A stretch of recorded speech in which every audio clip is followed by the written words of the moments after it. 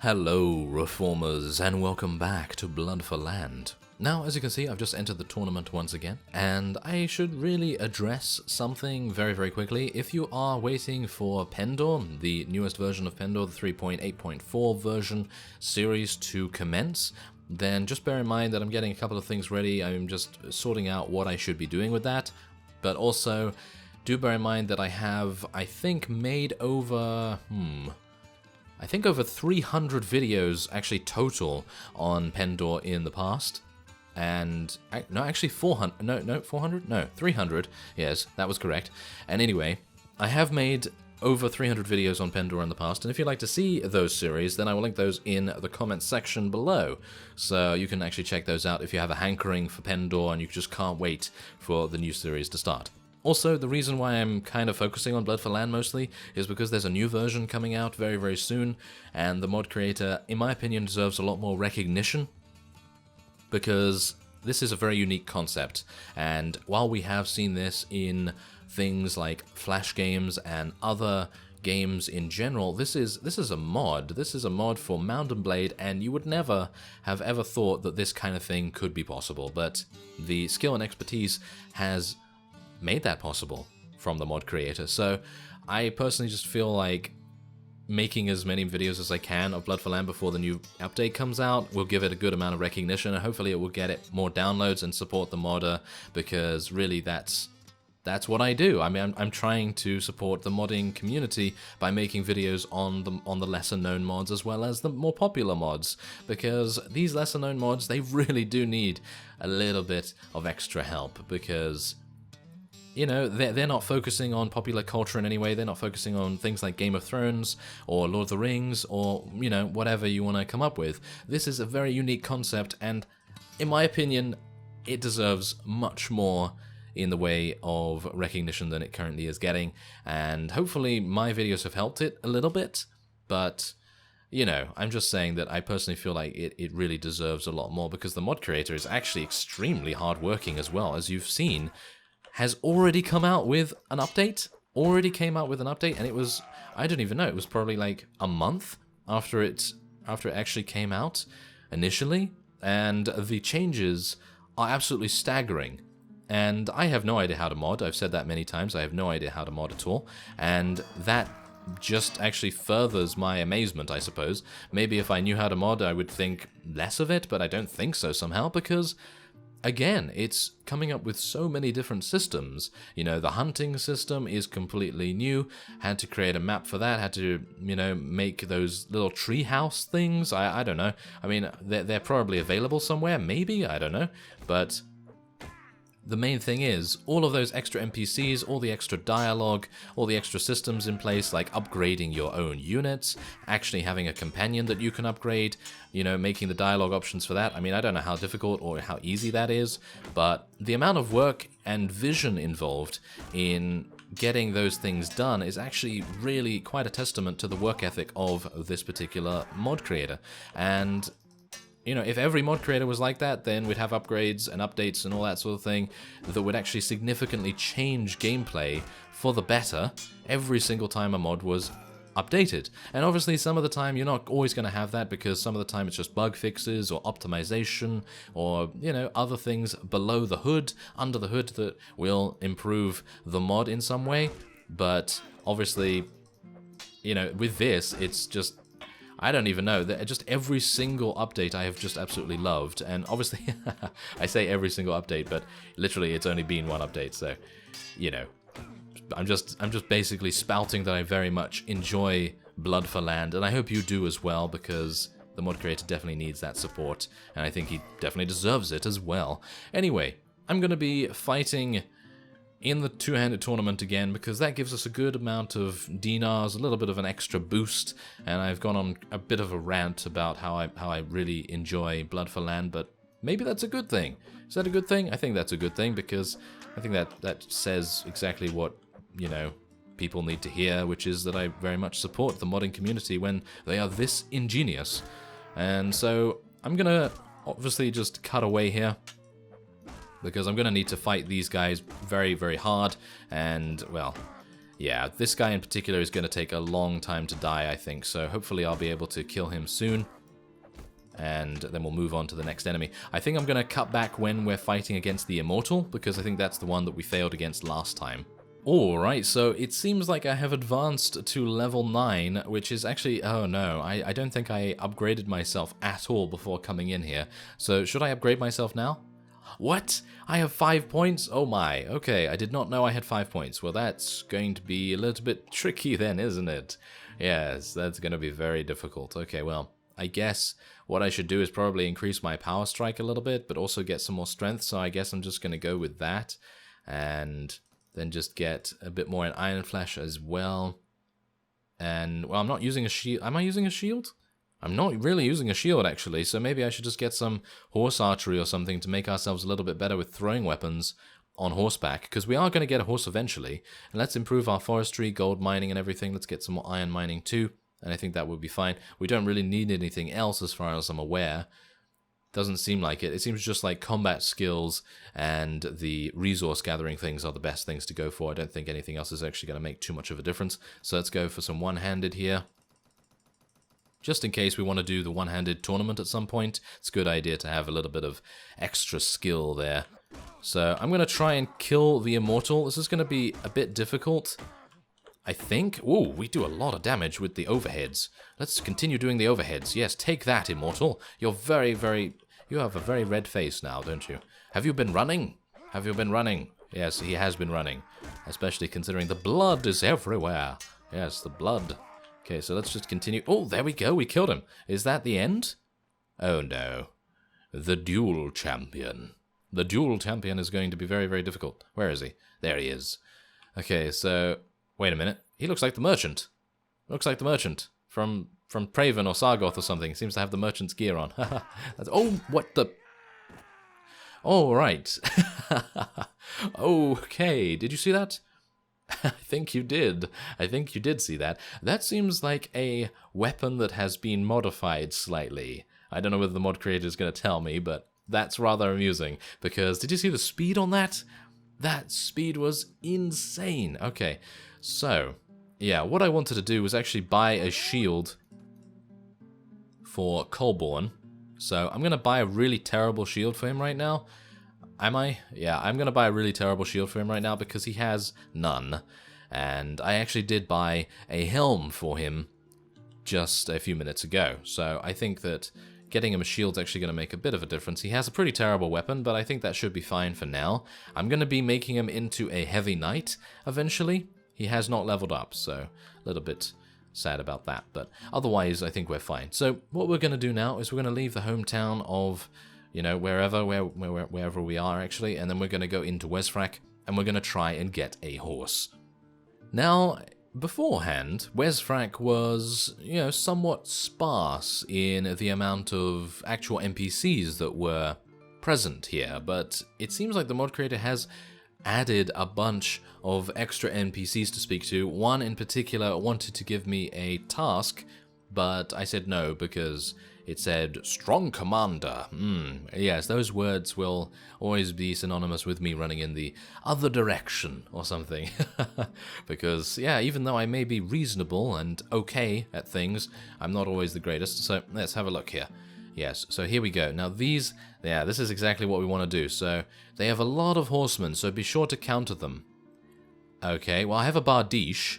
Surely that's going to make a difference. So let's just upgrade our economy as quickly as we can. I can actually get a market construction already, but I think that's using too much wood. So I'm going to get the barracks, and then we're just going to wait for one tick of wood, and then we're just going to spam a little bit of our axemen. There we go. And I actually don't know whether I should spam them just yet. I'm going to wait until they're above 350. There we go. So we can actually get 10 axemen exactly.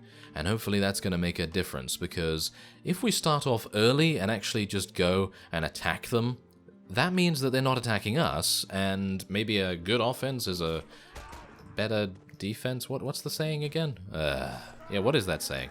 It's just like a good offense is better than a good defense or something? Ah, no, I'm terrible, aren't I?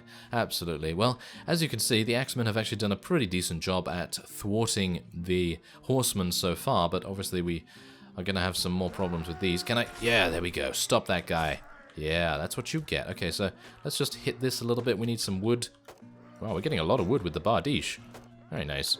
Okay, so if you guys can actually kill that, that would be nice. Now, one of you did actually suggest that we upgrade our composite bowmen.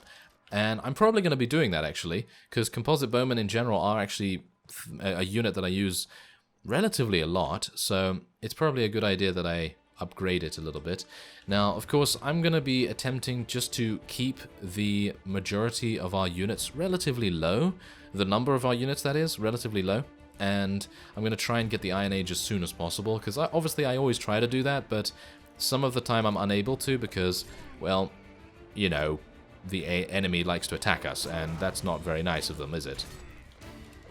So let's try and just kill these guys. I'm actually using some pretty decent anti-cavalry tactics here. Usually I'm pretty bad against cavalry, but now that I have a bardiche, which is actually my weapon of choice in multiplayer modes, hilariously enough, it's probably not very good, but I like it because it's so versatile. I mean, you can actually be very, very quick and pretty reasonable against infantry, and also it has a thrusting attack, so you're able to stop cavalry in their tracks, unless, of course, you want to do a jump and slash or something, but obviously I'm not particularly good at that anyway, so there you go. That's very nice, and now we have a blacksmith, and that will enable us to upgrade our composite bowman a little bit, and we can also get a couple more economic upgrades here. Can I get any? No, seems like I can't get too many. Let's kill that step bandit, thank you very much.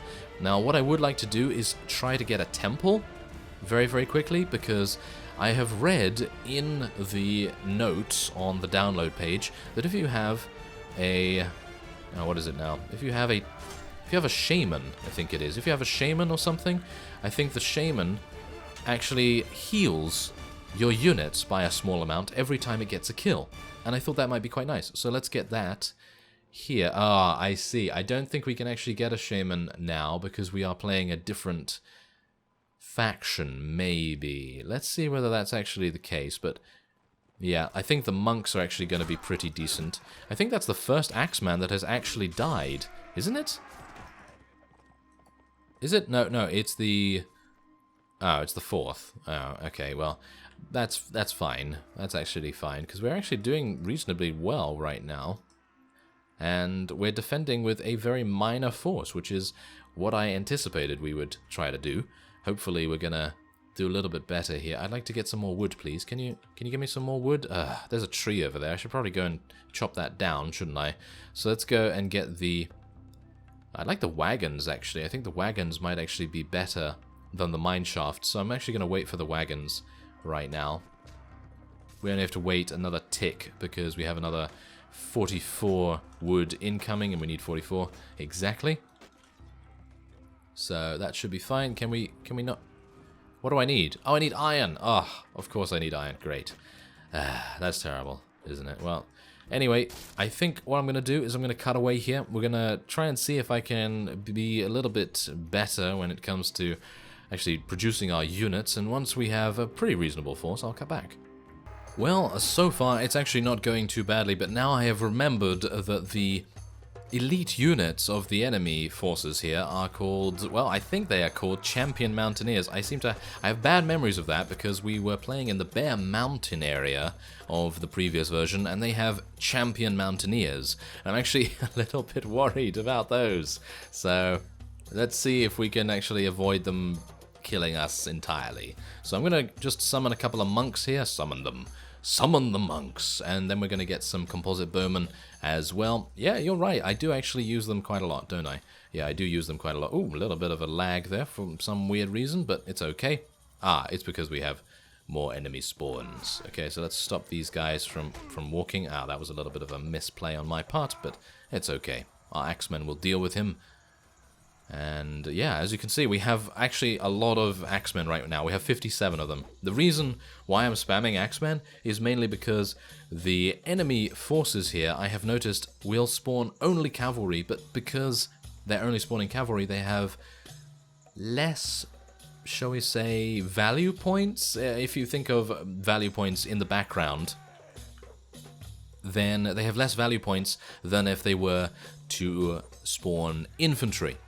So if you think of it like that they have a horse, so they have 60 value points out of 100 instead of only having 20 for being infantry, then they can only spawn a number of them in comparison to spawning huge amounts. So yeah, that's probably that's the reason why I'm thinking it's probably a good idea for us just to spam as much as possible and try and kill their base very, very quickly. So as you can see, look at that, I already have a huge amount of food and everything, and I've been saving up my, well, iron as much as I can, because I want to get a bunch of Frisian knights to run across the map as quickly as they can, and hopefully they'll arrive here very, very soon.